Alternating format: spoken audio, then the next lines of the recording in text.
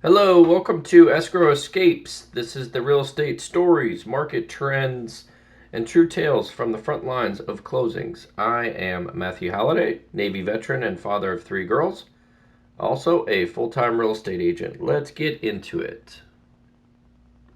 Picture this. Signing day, a small conference room, 12 people moving papers, and then, out of nowhere, the seller asks to stay 7 more days after closing.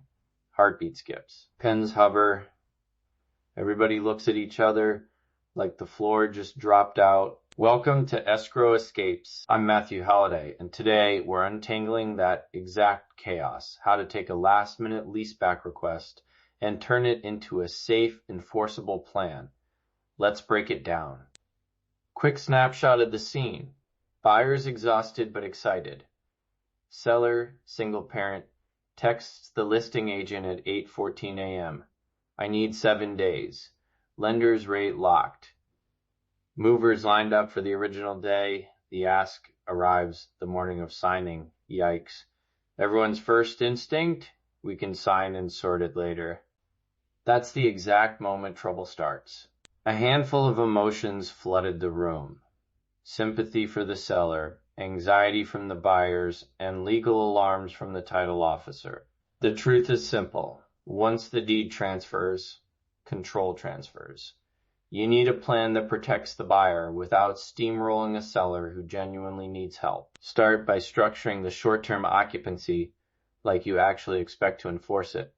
No handshakes, no vague promises. Be specific, be dated, and keep the language tight.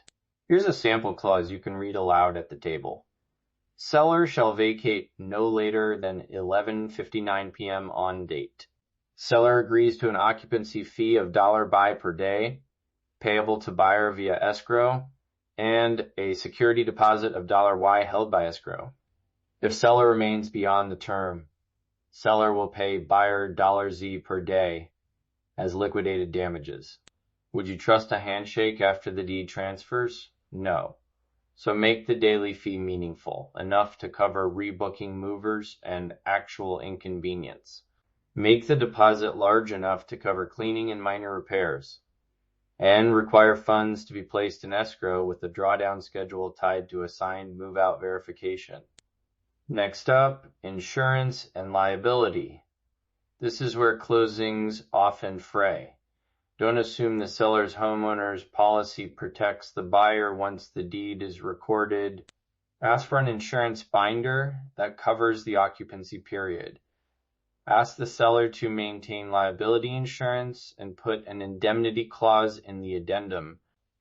A simple indemnity line can read, seller shall maintain homeowners and liability insurance in full force during occupancy, and shall indemnify and hold buyer harmless from all claims, damages, or losses arising from seller's occupancy. If the buyer or lender is uneasy, pick up the phone, get a 5-minute confirmation from the insurer. That call calms the room more than another hour of argument. If the insurer won't cover it, don't accept occupancy without a strong indemnity and a sizable escrow holdback. Now, the money moves and timing. These are the levers that make a deal work. Short sentences here, because this is doable. First, security deposit in escrow. Second, prepaid daily rent for the full term deposited at signing. Third, utilities. Spell out who pays final meter reads and how status gets verified. Fourth, an escrow holdback size to cover at least 1 to 2 weeks of rent or potential claims. Fifth, immediate daily penalty for overstays. Couple of practical steps to lock this down. Schedule pre- and post-occupancy walkthroughs with photos and signatures. Tie escrow disbursements to the signed move-out form and require a 48-hour turnaround for the signed addendum. No dragging feet. Negotiation tone matters. Start with empathy. Acknowledge the seller's situation.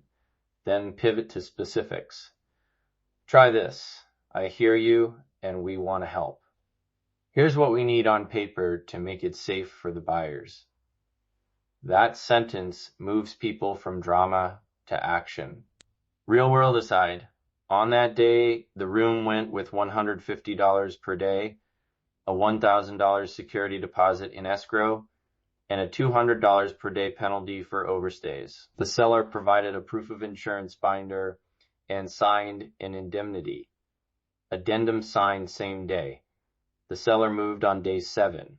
No locksmith, no eviction letter, just a clear plan that everyone could live with. Here's the short version. 3 things to remember.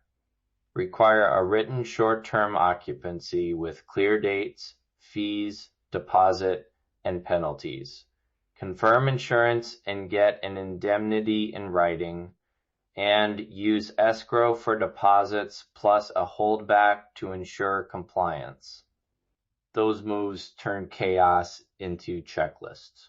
One practical tip you can use right now. Say this at the table or text it to your agent.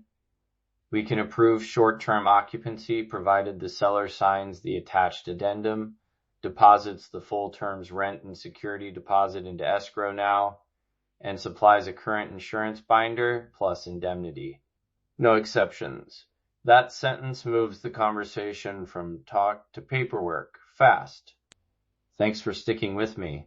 If this helped, subscribe to Escrow Escapes for field-tested templates, negotiation scripts, and real deal stories you can use at the signing table.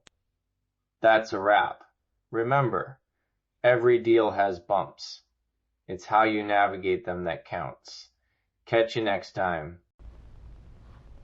Thanks for listening to Escrow Escapes. For more real estate tips, market updates, and behind-the-scenes stories, subscribe wherever you get your podcasts. I am Matthew Halliday. We'll see you on the next closing. Thanks. Have a great day.